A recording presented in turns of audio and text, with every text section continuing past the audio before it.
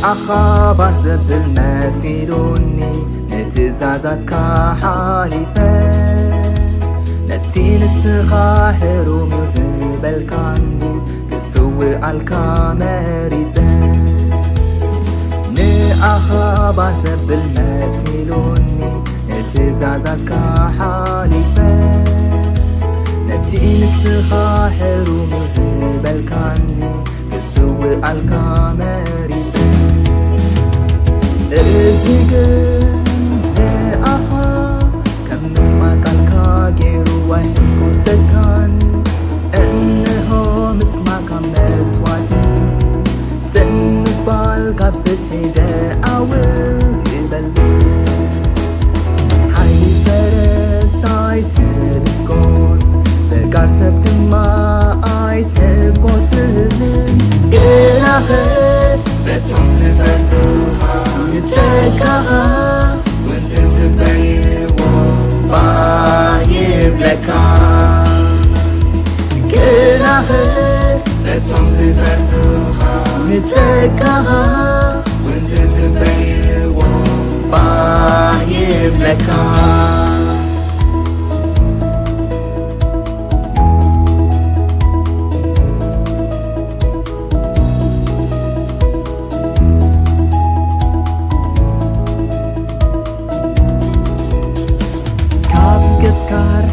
ክሃድም ኢለ ንተርሲስ ዋጋ ከፊለ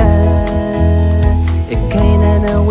ቅድሜኻ ተደየበ ሳህልኻ ይዓቢ ኢለ ካብ ገጽካ ርሒቐ ክሃድም ኢለ ንተርሲስ ዋጋ ከፊለ እከይነነዌ ቅድሜኻ ተደየበ ሳህልኻ ይዓቢ ኢለ እዚ ግን ንኣኻ ከም ምስማዕ ቃልካ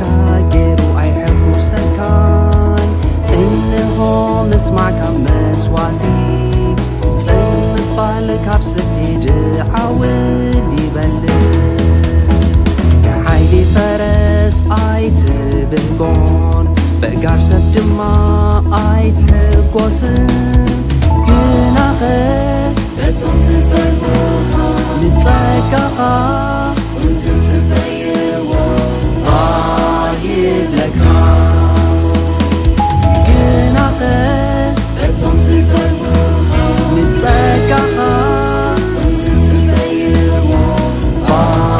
ይብለካ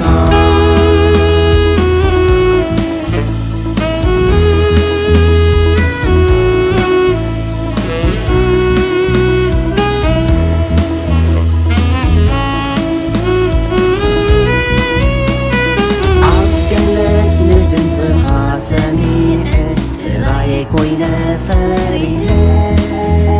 ብኽለተይ ክቕደስ ኢለ ፈቲነ ቆጽሊ በለስ ተዓጢቐ ኣብ ገነት ንድምጽኻ ሰሚዐ ጥራየይ ኮይነ ፈሪሄ ብኽለተይ ክቕደስ ኢለ ፈቲነ ቆጽሊ በለስ ተዓጢቐ እዚ ግን ንኣኻ ከም ምስማዕ ቃልካ ገይሩ ኣይሕጉሰካን እንሆ ምስማዕካ መስዋእቲ ጽንባል ካብ ስድሒ ደዓውል ይበልጽ ንሓይሊ ፈረስ ኣይትብህጎን በእጋር ሰብ ድማ ኣይትሕጎስን ግናኸ በቶም ዝፈርሁኻ ንጸጋኻ ወንዝ ዝጽበይዎ ይብለካ ግናኸ በቶም ዝፈርሁኻ ንጸጋኻ